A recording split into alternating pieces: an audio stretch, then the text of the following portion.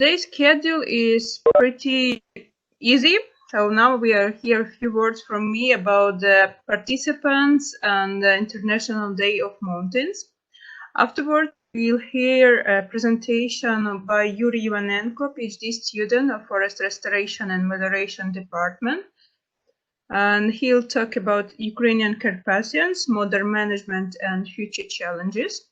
And after that, we'll hear about Georgian forest challenges and perspectives by Georgi Zurabiani. He is a head of Georgian Young Foresters Association. And if you have some questions, you can leave it in the chat box and we will answer after all the presentations will be finished. Our meeting is going to be recorded and posted on YouTube channel of Kyiv Forestry Students Association, that is main organizer of this event today. So yeah. So I would like to present you our speakers. First one will be Yuri Ivanenko. As I said, it's a PhD student, and his scientific interest is working on recreational potential of mountain ecosystems and dealing with erosion control. So combining usage for recreational purposes and dealing with controlling erosion processes usually happen because of anthropogenic activities. And Yuri also was a fellowship of International Forestry Fellowship Program of United States Forest Service in 2019 and had a great opportunity to be a part of the team of Gifford Pinchot National Forest and had a great experience to maintain mountain forest in national park, and he will share some experience with us. The second speaker will be Georgi. He also was a member of a participant of a Northern European Regional Meeting in 2017, happened in Ukraine and organized by our Kyiv Forestry Students Association. And Georgi with us, he traveled along Ukraine and visited different ecosystems, pine forest in northern part, oak forest in central part of Ukraine, and also visited the mountain ecosystems in Carpathians. So he is aware of our culture, of our nature, and dealing with mountain forest. And after, I think, participation of event in Ukraine, he started a lot of activities in Georgia, promoting forest speciality and forest job among young people via his Georgian Young Foresters Association, and organized a lot of educational international events and also practicing touristic activities. Last events that were organized, it was GIFA meeting at international event that were represented also Ukrainian participants, and it was planned to have such event in the springtime of this year, but due to COVID outbreak, it couldn't be possible to realize this event, unfortunately. But we believe that soon we will manage it and we'll have opportunity to visit the beautiful country. And today we will hear about the forestry in this region. As I said before, our seminar is dedicated to the International Day of Mountains. And today, this year topic is focused on mountain biodiversity. Most of events of United Nations this year really focus on biodiversity and biodiversity loss over the world. And I should say that this Mountain Day was assigned in 2002 by General Assembly of United Nations. And the main aim of this event were to increase awareness of importance of mountains and mountains ecosystem, and to initiate some consortiums, international collaboration to develop this culture of maintaining mountain ecosystems. And this year is a big focus on biodiversity because a half of world biodiversity is located in the mountain regions. And actually, world population is represented for 15% in mountains. But at the same time, mountain biodiversity struggle with a lot of challenges. First of them, that and probably the most common for all over the world, is climate change, that changing a lot of surrounding factors in affecting biodiversity. Also, unsustainable farming practices, commercial mining, illegal logging, poaching, and some hunting activities, illegal overexploitation, everything affect a lot biodiversity in mountain regions. And also, we can talk about decreasing of forest cover in such regions that also cause a lot of problems with biodiversity.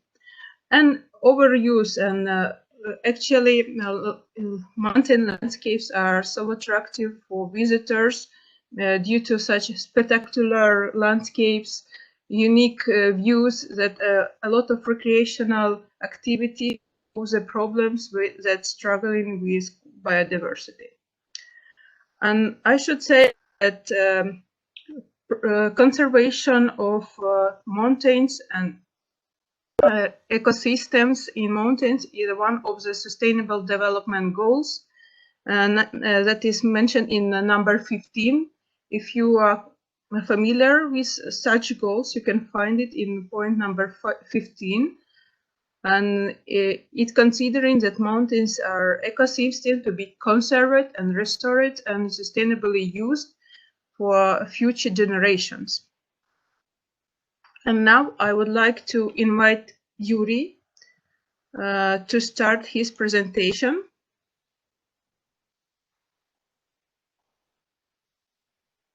Yura?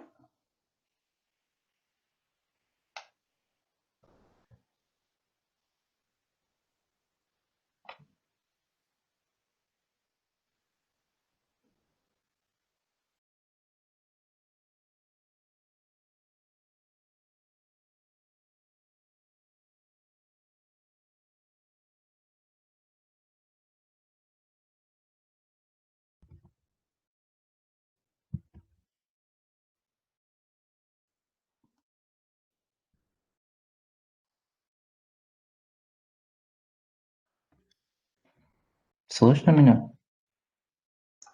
Так. Okay, hello everyone. My name is Yuri. Today I will be the first speaker of this event. Unfortunately, my web camera doesn't work, so I put my photo here to have some understanding how it looks like. So, today topic Ukrainian Carpathians, modern management and future challenges. And a short introduction to this topic. The Ukrainian Carpathians are the section of Eastern Carpathians within the borders of modern Ukraine. And you can see it on the picture. It's number 3. Actually, this part, it's approximately 10% within our country, and half of the Carpathians and in Romania located, and it's third longest mountain range in Europe.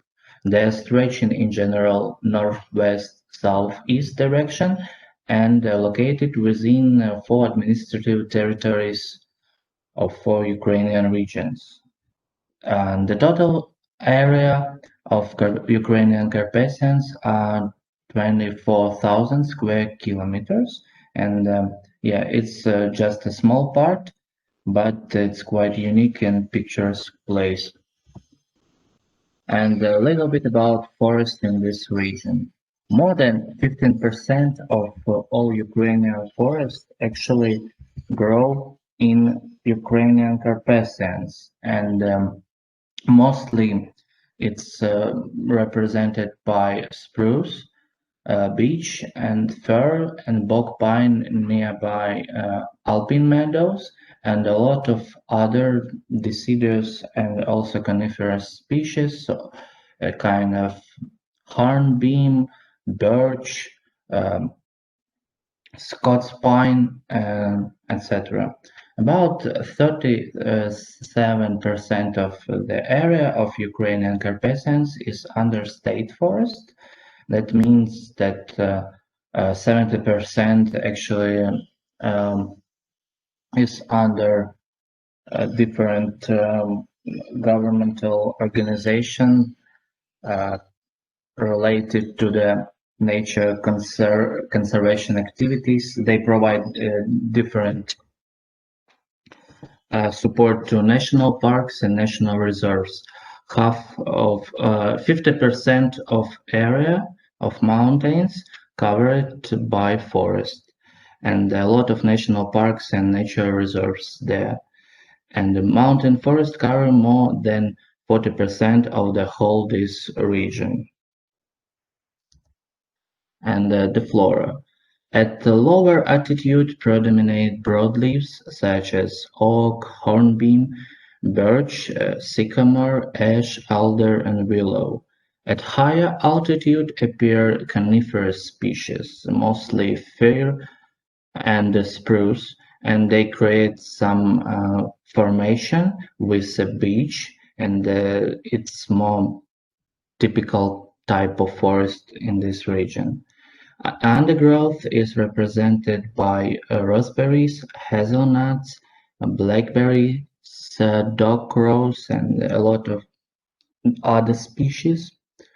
Upper age of forest passes at an altitude of 1300 1700 meters above the sea level. About the biodiversity and the animals in this region. The typical inhabitants of Carpathian forest are red deer, fox, wolves, wildcat, wild boars, also more rare species it's bobcat or lynx and bear. They are really rare for this region. What about the birds?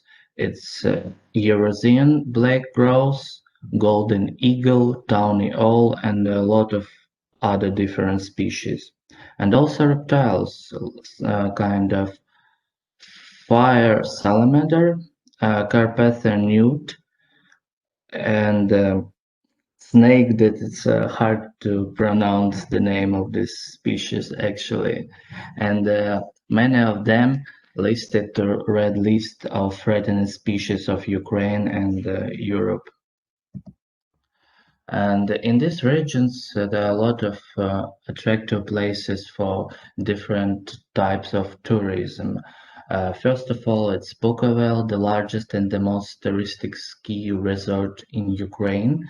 And the funny fact that it's one of the most expensive places for tourism. Also, Zembron, it's a small village, and many hiking trails started from this place and moves to Chornohora or Pipevan.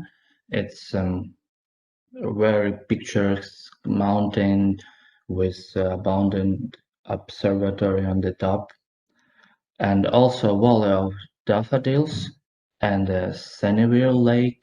It's real natural wonder of Ukraine. It was also formed about 10,000 years ago as a result of the powerful rock shift.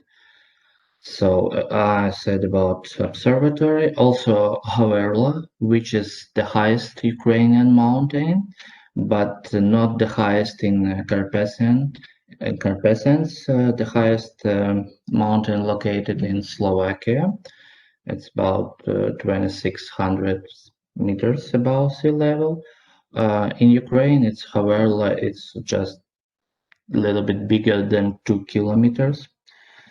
I put the link in the chat. You can watch the video from on YouTube about these places and a little bit more.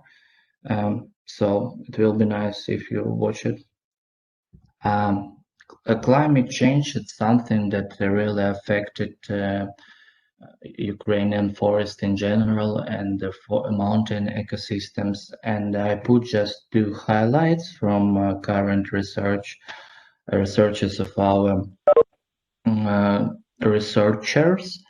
Actually, the mass extinction of spruce trees is caused primarily by the action of abiotic factors and forestry activities in the previous 50-100 years. And biotic factors and anthropogenic actions can cause significant deterioration and destabilization of spruce forest in Ukrainian Carpathians, but in general, the current situation is not such bad, and everything that happening in forest ecosystems, actually, it's kind of cycle that repeat many times during the history. So we'll come back to this a little bit later. So about different recreation opportunities in this region. The most popular direction I put on this slide is ski tourism, hiking, medical and health tourism, rural green tourism, water tourism, and ecological tourism, which also we call green tourism. And my research and thesis connected to Carpathian National Nature Park, and I'll continue my presentation, and it will be a little bit more related to the activities that this park provide for visitors. And it's not profitable organization, belongs in the all area belongs to the protected areas of Ukraine.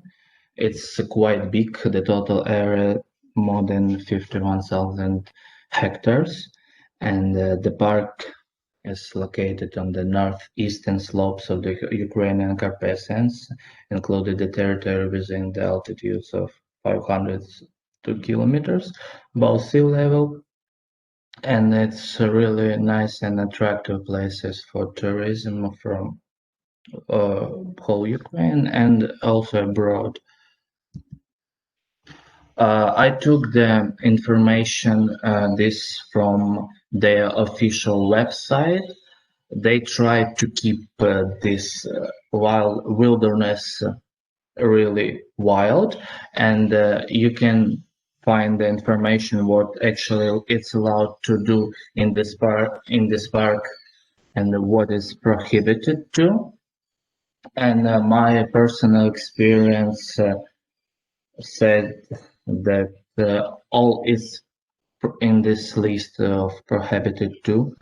I thought that many of tourists broke the rules, all these rules, every time I had the opportunity to visit this place. And it's not the fault of people who work there because they put a lot of efforts to prevent this, but they don't. They have a lot of responsibilities, but they don't have enough opportunities to provide everything that they have to provide in these preserved areas, unfortunately.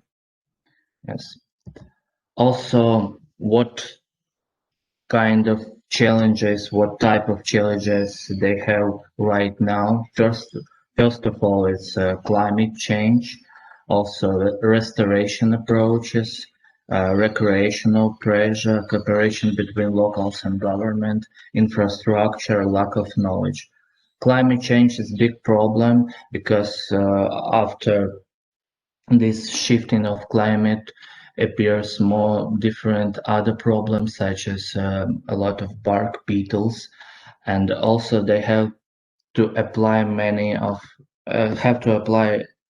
restoration projects in some areas on some system trails that they have, and some project on the non-system trail Unfortunately, in this park a lot of non-system trails that exist, and they really affect the biodiversity. They really affect the core of the park, the most valuable territories.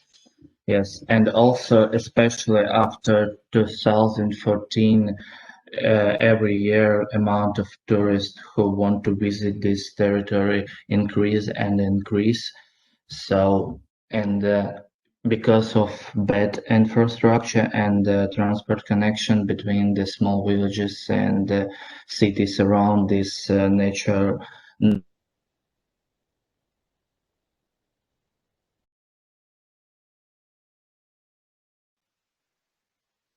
Юра пропал звук.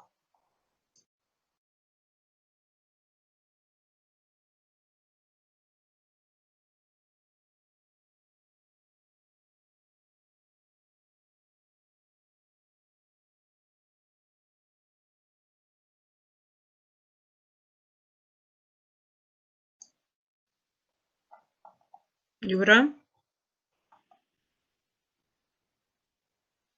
we cannot hear you.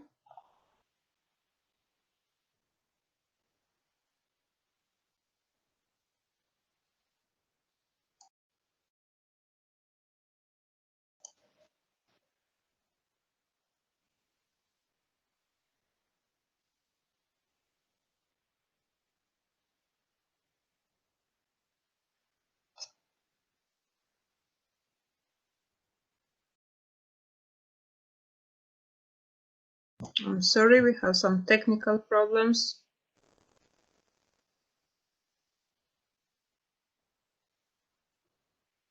Does anyone hear Yuri, or it's only me?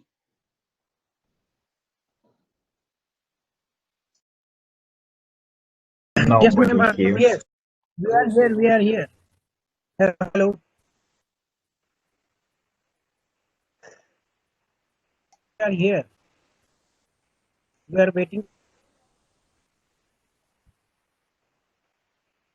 Hello. Hello. Yes, hello. Hello. Area. Hello. Hello. Can you hear me? Yes. Yes. Now you are audible. Now I can hear you, but just first slide I didn't hear you at all. I don't know if everyone didn't hear you or it was only me. Yes. Yes. Please get. Hello. Hello. Continue, please.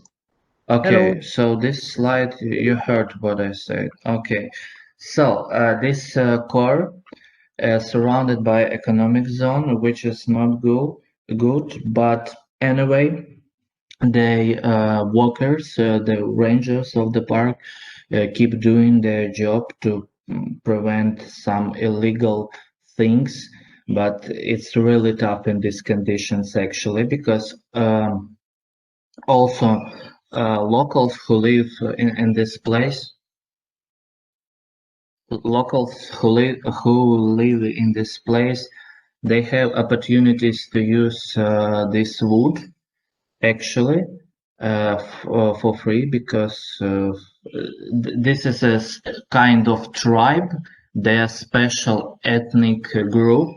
They call themselves Hutus, and they have more opportunities to use these natural resources in their own purpose. Sometimes it's good, but sometimes it's kind of has an impact actually in general on the ecosystem. So next one, and this picture actually represented system trail na Hoverlo, which is the highest mountain, and you can see the root system, and obviously it's damaged by hiking by tourist hikers, and the result, some problems with water erosion appears in this spruce stands. It's one of the most popular trail in the whole park. So, and they have like one of the best road for this exactly trail from it's kind of village which is really famous in this region because of souvenirs and different recreation activities that locals provide for tourists. So, and you can see the result of activities. It's damaged roots of spruce stands, and further we'll come back to this. So, about a little bit about our researches, we decided to find some connection between root systems, root biomass in upper layer of soil and their spatial distribution of fine root and also coarse root.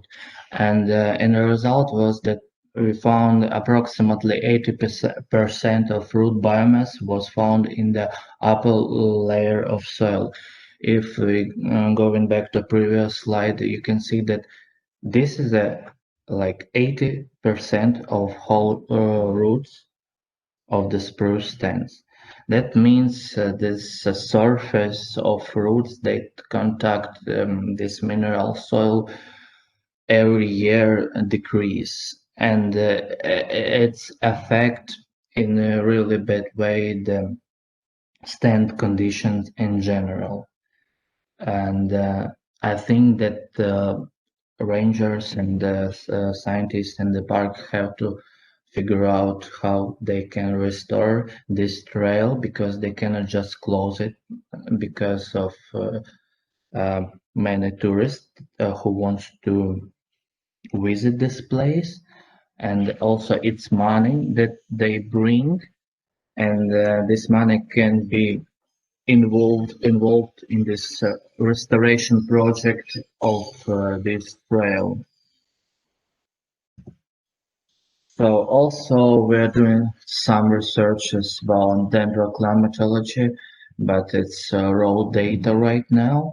And also in the middle picture, it was our previous field trip. We tried to collect some samples of soil and separate roots on fine root and coarse root, and found it. And we tried to find some correlation between fine root and coarse root, and also amount of biomass and how it's spreading under the tree.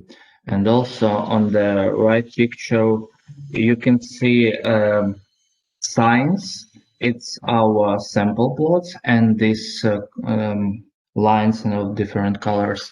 It's actually system trails and some deviation from system trails around in the forest. That means that people they sometimes don't follow the signs through the trail and try to find the easiest way how to move through the forest to other point that they want to achieve, and in that case they really affect the ground vegetation in these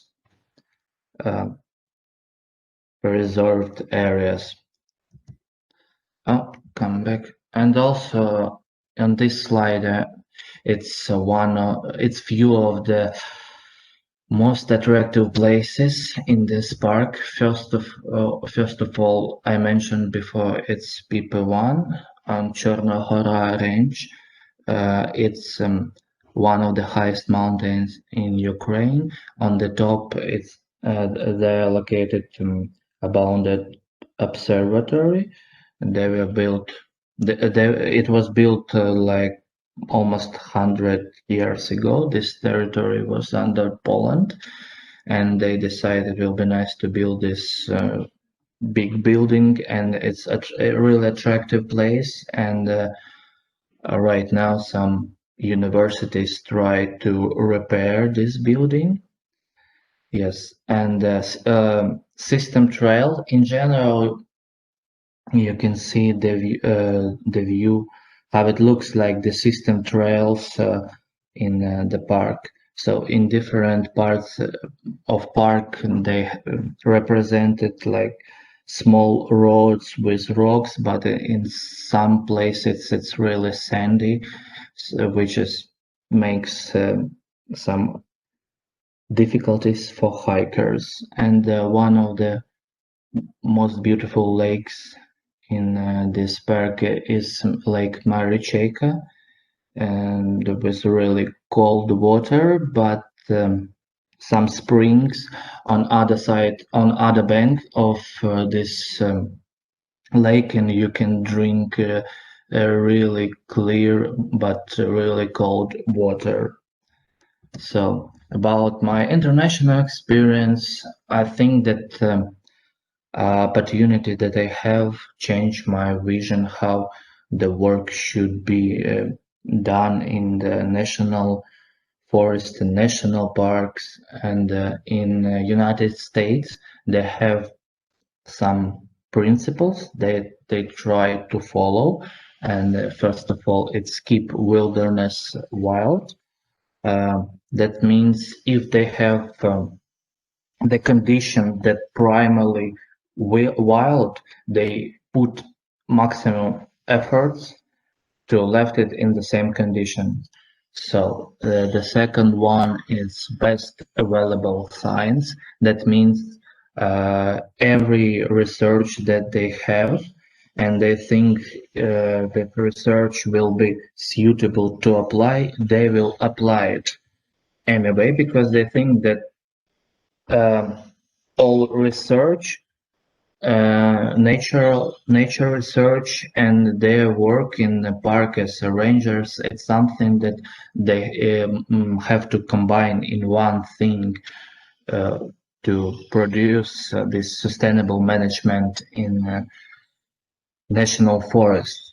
Also, they have a lot of restoration projects. They try to restore everything and provide this quite new but interesting process of rewilding of territories. And also they have volunteers involvement, and they cooperate with locals, with local communities, with tribes, with some people who have business in this area. They have collaborative meetings every month, and and the rangers of the park try to explain what their vision and what they have to do to keep it in the same condition, I mean this territory, for future generation. And also every day in the park they do this data collection of everything, monitoring of everything that they found, uh, and current state, monitoring of current state of trails, invasive species, some human developments that they do, some non-system trails and everything like this. So probably that's all. So thank you for your attention. Thank you for your excellent presentation. I remind you to all participants that you can leave your questions in the chat box. And we will continue with the next presentation about Georgian experience. And I invite Grigol to share the screen of your presentation. And once we will finish, you're welcome also to fill the Google form. If you want to get digital certificate, you're also welcome. And also leave your feedback about the event today. We will find the link in chat box now. Grigol, you are welcome to start. Hi. Do you hear me? Yes, we can hear you. Okay. Can I share my presentation? Yeah, you can start now. Okay.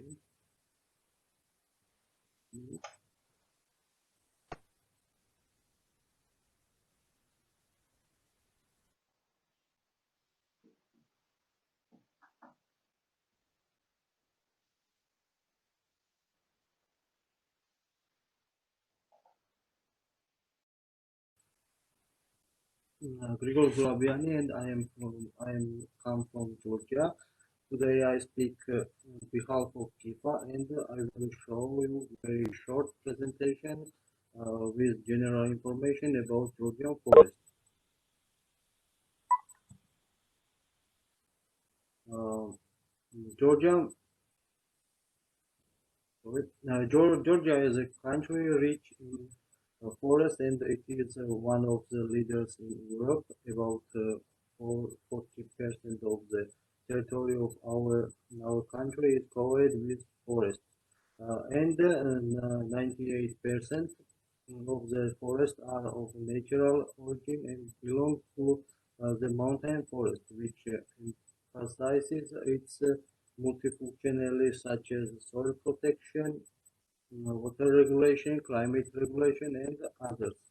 Our forest also boasts a rich species compositions and up to 400 species of trees and shrubs grow wild in its interior, united in 123 botanical genera and 56 families, of which 153 species of trees, two, 200 species of shrubs, and 11 species of lianas. Uh, our major forest forming species are beech, fir, pine, oak, alder, chestnut, and beam. Uh, The forest of Georgia is really characterized by various challenges, but I will single out the most important issue in my opinion. Uh, First of all, the lack of professional staff in the forestry sector is a very important challenge, which has a number of reasons, but I can't talk about it here because it is a very big topic, and I think now we have not many time for this, and I think this is a big topic for other presentations, uh, and also important challenges is forest fires. Forest fires are also a significant challenge for Georgia's forest. Every year we have ten, more than 10 forest fires. The official reason being negligence or on the part of people, but I think that in some cases fires are specialty set by watchers to cover their tracks. From the cases of forest fires, I will single out the Borjomi Gorge burned by the Russians during the 2008 year Russian-Georgian War. And now forest restoration processes are underway at the mentioned place at this stage. Most of the also important challenges the low social status of the population, and most of the rural population in Georgia uses forest as a fuel resource because they are in a difficult social situation and don't have alternative heating resources, which puts significant pressure on the forest. Next, uh, mm, next challenge is uncontrolled grazing hinders the natural renewal of the forest. And now it's next stage is perspectives. I think Georgian forest has a great potential to develop a mountain and forest tourism, which ensures targeted use of the forest. As we know, Georgia does not have industrial forest, and Georgian forests are are mainly ecological. It is important to develop the use of non-timber resources. Georgia forest has a great potential in this direction. In the Georgia forest, we will meet many useful medical or wood plants. And it should also be noted that the demand of organic product is growing. And the development of private forestry will help reduce the pressure on the forest, and there will be a demand in the employment market for foresters by profession. And that's all for this presentation. It's very short, but I think this covers general information about us. Thank you, Georgi, for your presentation. I have a question about maybe staff in forestry. How does it work, the education system and preparation of special in forestry? Do you have some specific universities, or it's some other type of specialities that include forestry in the general program? How it works? In Georgia, forestry is a profession. You can study into university, but I think we have a problem about motivation young people, because forester as a profession is not a is not very Popular? It's not yes, it's not popular, and it's not comfortable, because when you mm, uh, when you graduate university, after this you can't find a job, and if you find job, you have very low income, and so on, and therefore for young people it is not interesting. In one university, on the faculty of forestry is many students, but I have information most of them don't understand the profession. They are studying only for diploma and so on, because and this is a very big problem in our forestry sector. But I hope we have a good future in this. Okay. Is there any other questions? Because I can ask a lot, but maybe someone want to ask. Don't be shy. Feel free if you need some help to translate or whatever. Just let me know.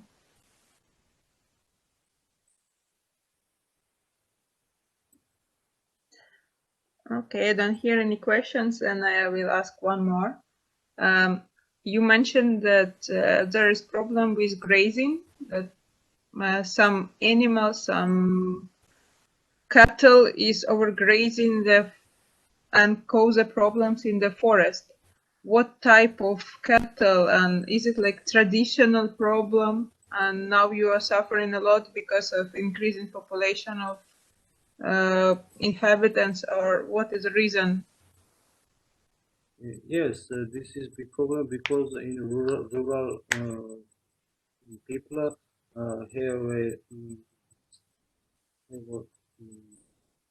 farming, family farming, and they are they are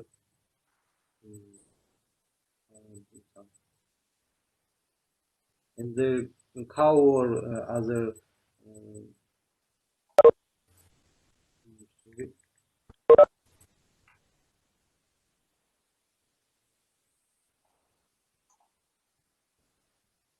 can you hear me? Yeah, we can hear you.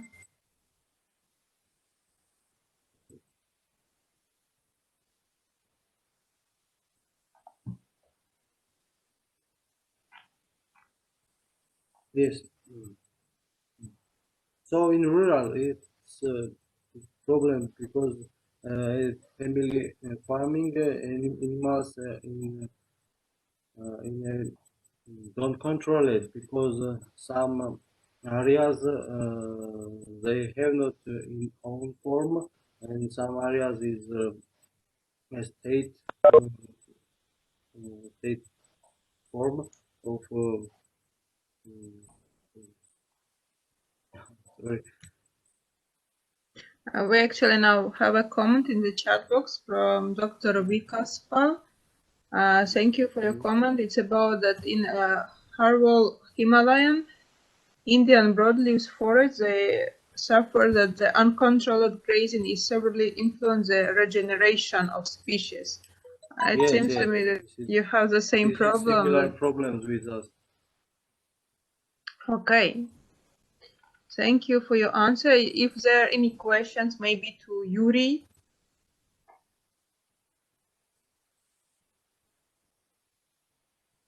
Do not hesitate. You can ask whatever you want.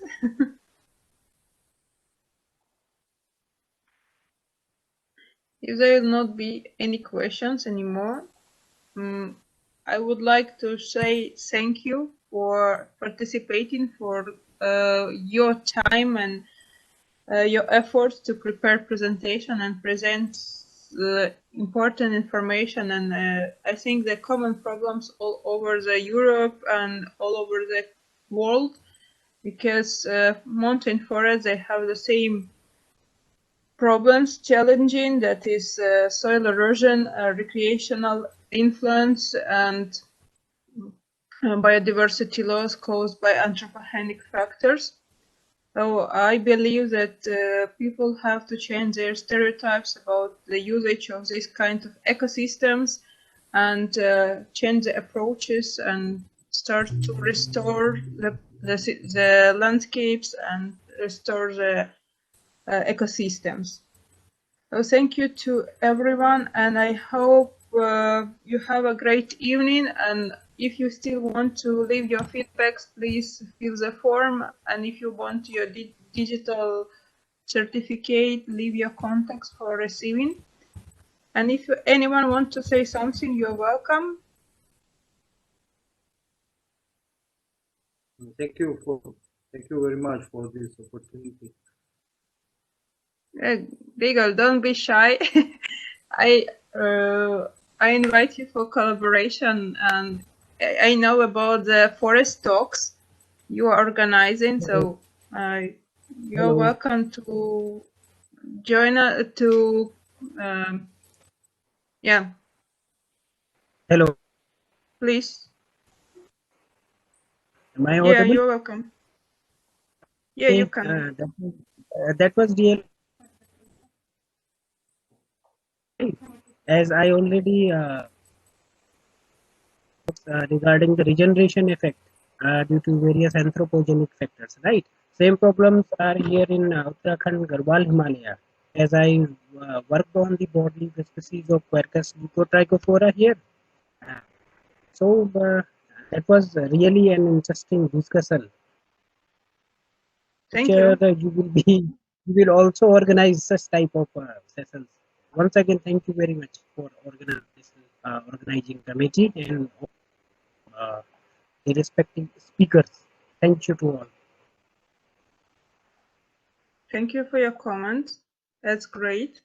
Okay, if there's no more comments and no more questions, thank you very much to all, and let's collaborate and have a great evening, and see you next time. Goodbye. Goodbye.